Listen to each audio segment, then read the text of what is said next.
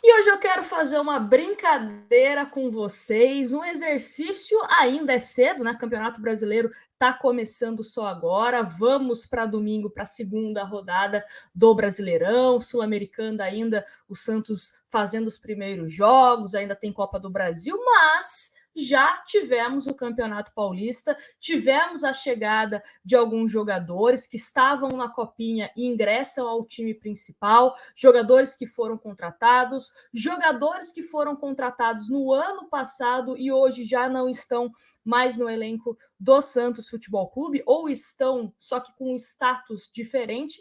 Então eu quero fazer uma brincadeira aqui com vocês, comparando o final de 2021, que foi de fato, né, quando o Santos começa a brigar pelas últimas posições do Campeonato Brasileiro, e esse começo de ano de 2022. Então, quero a opinião de vocês, se a gente pode olhar para esse restante de temporada de 2022 com mais otimismo ou pessimismo. Fazer aquele exercício que a gente pode até depois, no final do ano, voltar nesse vídeo aqui e conferir as nossas previsões, né? Se foram boas, se foram ruins, se foram mais otimistas e mais pessimistas. Então, quero junto aqui com vocês, fiquem à vontade nos comentários para a gente comentar um pouco como que foi a última temporada do Santos, principalmente do segundo semestre, né? Porque quando o Santos meio que teve um desmanche aí de principais jogadores que saíram, né? O elenco que até mesmo chegou à final de Libertadores e tal. Então, vamos fazer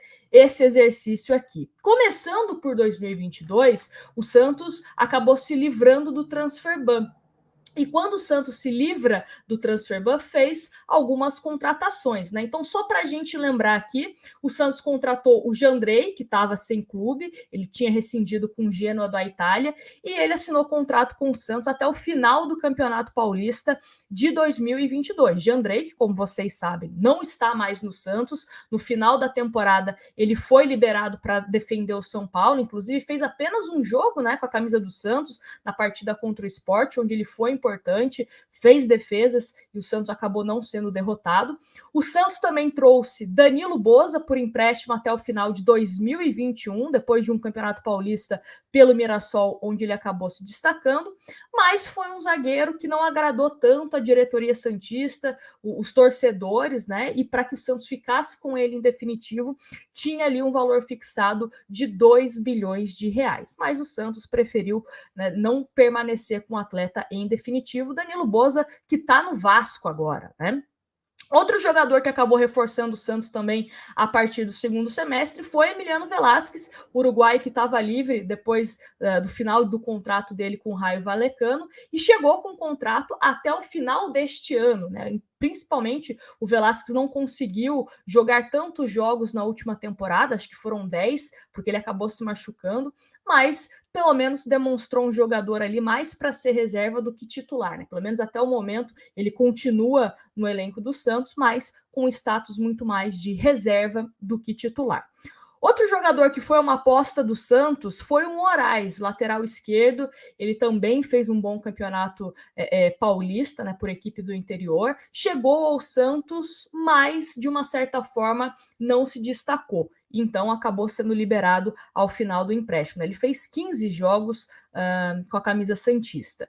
Aí também tivemos o Vinícius Anocelo. De todos esses jogadores que a gente está comentando aqui, vejo o Vinícius Anocelo hoje como uma das melhores contratações do Santos, porque a gente ainda fala de Zanocelo como titular. É um jogador que, inclusive, tem um valor de compra fixado, né? A gente não sabe se o Santos de fato vai comprar o atleta ao final do contrato no ano que vem, mas é um jogador que hoje, quando a gente discute aqui de contratações, a gente fala do Vinícius Anocelo. Ele pode entrar no lugar do Maranhão, ele pode disputar a vaga ali no meio-campo. Então, acho que foi uma contratação que de uma certa forma, né, chegou emprestado junto à Ferroviária, que pelo menos até esse presente momento vem sendo interessante. O Camacho, ele rescindiu com o Corinthians, chegou em baixa no Santos, fez primeiros jogos até que interessantes, né? Eu lembro que a torcida chamava ele de Camargo, Camágico, mas depois voltou a ser um jogador bem mediano, um jogador que comprometeu o Santos em alguns jogos, fez bons jogos sim, mas comprometeu sendo expulso, fazendo faltas desnecessárias, e hoje, inclusive, agora com o técnico Fabian Bustos, é um jogador que nem está entrando mais ao longo das partidas. Então, Camacho, que tem contrato com o Santos até o final deste ano, provavelmente também não deve seguir. E pensando, né, de contratações que poderiam ser aproveitadas agora, é uma contratação que com certeza não será tão aproveitada assim em 2022. Tivemos o Augusto Galvão, né, que foi um dos reforços do Santos que não entraram em campo. Augusto Galvão, que chegou com bastante pompa, jogador de Real Madrid e tal, mas não acabou agradando, nem na equipe sub-23, quando existia, ele conseguiu espaço. Então, Augusto Galvão, né, um jogador que com certeza não deu certo no Santos Futebol Clube. O Lacava também, outro jogador que chegou com status de bastante expectativa, até comparações com o Soteldo, mas não conseguiu se firmar no Santos. Lacava, que inclusive nem está mais no Santos Futebol Clube. Acho que ele está no ele está num time de Portugal, se não me falha a memória. Falando de outro jogador, né, um dos contratação que mais entrou em campo em 2021 foi o Marcos Guilherme, ele que vem emprestado ao Internacional, tem contrato com o Santos até o meio deste ano, mas não conseguiu se firmar, principalmente agora com o Fabian Bustos. Teve uma tentativa de jogar improvisado de lateral, mas não foi bem, como ponta também não está conseguindo se destacar. Então, é um jogador também que de contratação não deu certo. E estamos chegando aqui no final, hein, de contratações de 2021 para a gente falar desse ano aqui, fazer esse comparativo.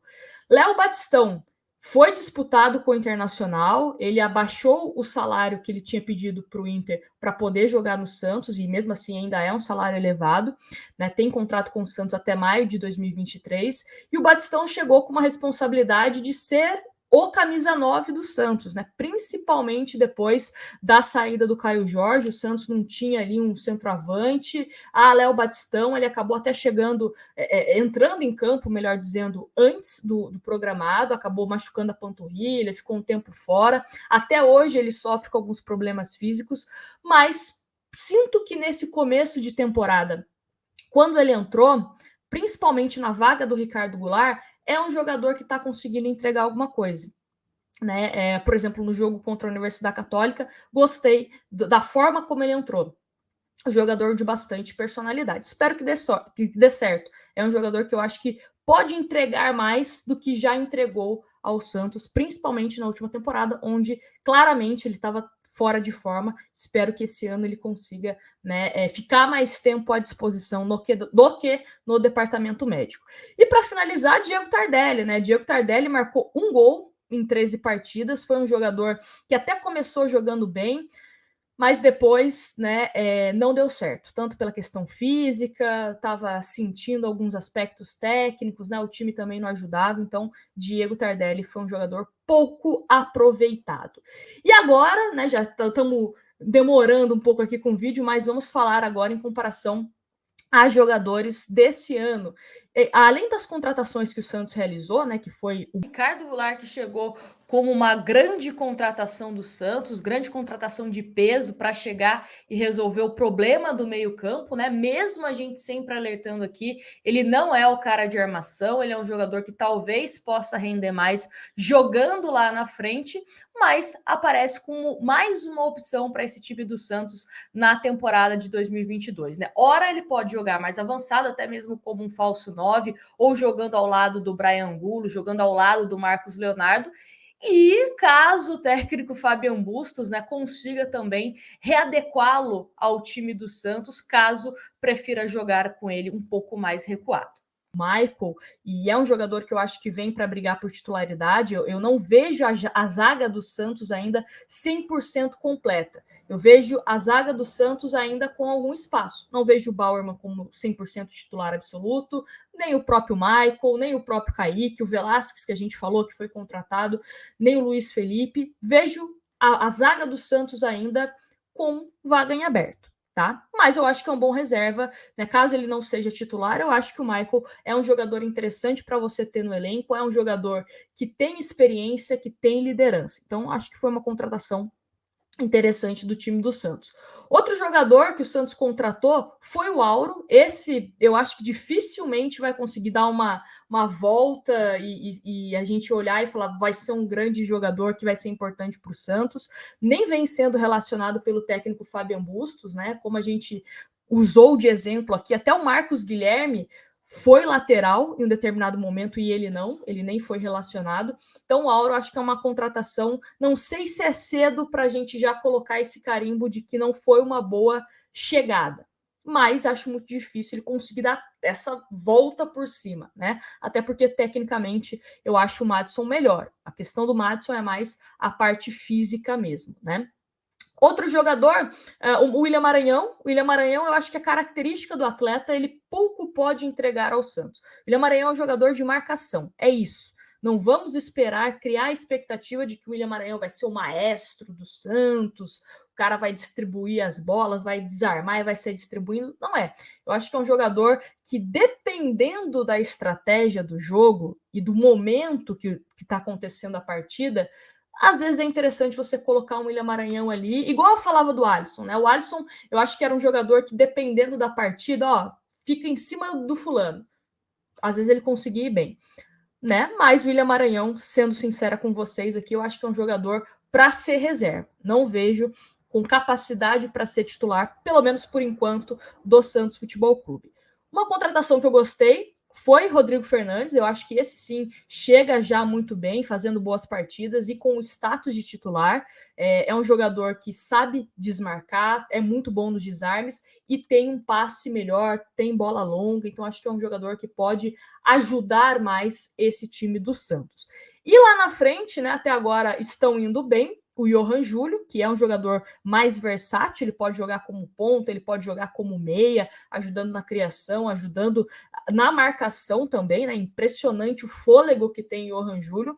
E o Angulo começou fazendo gol já na Sul-Americana. Acho que é um jogador para elenco que pode ser interessante. E agora os destaques que já estavam no Santos, mas estão agora, né, inseridos, vamos colocar assim, no time principal, que é o Lucas Pires, que para mim eu acho que é um dos maiores reforços para essa temporada, um jogador que assumiu a titularidade do Felipe Jonathan, que é um jogador que está assim tecnicamente no Santos. Então o Lucas Pires foi uma grata surpresa nessa copinha, no Campeonato Paulista, aproveitou a ausência do Felipe Jonathan e vem sendo um jogador importante para o Santos. Assim como o Lucas Barbosa. Quem acompanha aqui meus vídeos sabe que eu peço o Lucas Barbosa mais vezes no time, quem sabe como titular. É um jogador que bate muito bem na bola, tanto para fazer gol como para dar assistência. Então o Lucas Barbosa também é um jogador bem interessante. Até mesmo o Juan Seco, talvez o Juan Seco tenha perdido espaço com a chegada do Angulo, mas é um jogador que eu acho que para você ter no elenco ali é interessante. Foi muito bem na copinha. E pode ser interessante sim no Santos, né? Fez gol já na Copa do Brasil, tem um entrosamento ali com o Lucas Pires, com o próprio Lucas Barbosa. Então, são jogadores que eu enxergo muito bem para essa temporada, né? Para o restante dessa temporada.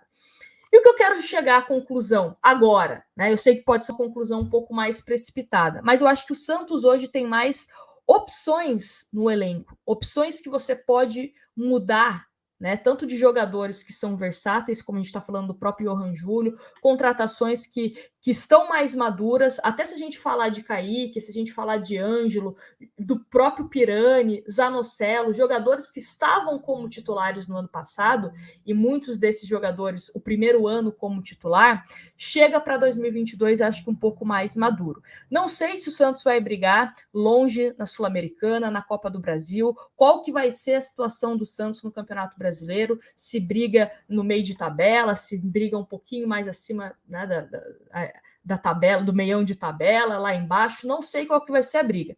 Mas olhando agora estamos aí em abril, eu acho que é um time que tem mais opções interessantes do que o Santos da última temporada. Do segundo semestre, né? Não estou levando em consideração jogadores que eram titulares absolutos do Santos que acabaram saindo para outros times, tá? Mas eu quero a opinião de vocês aqui nos comentários, essa comparação, né? Talvez um pouco precipitada, talvez não, mas final do ano a gente volta para saber se a gente acertou ou não nessas previsões. Então é mais um vídeo, mais para uma brincadeira, um exercício para a gente fazer aqui. E é isso. Espero que vocês tenham gostado do vídeo. Deixe o seu like, se inscreve no canal e até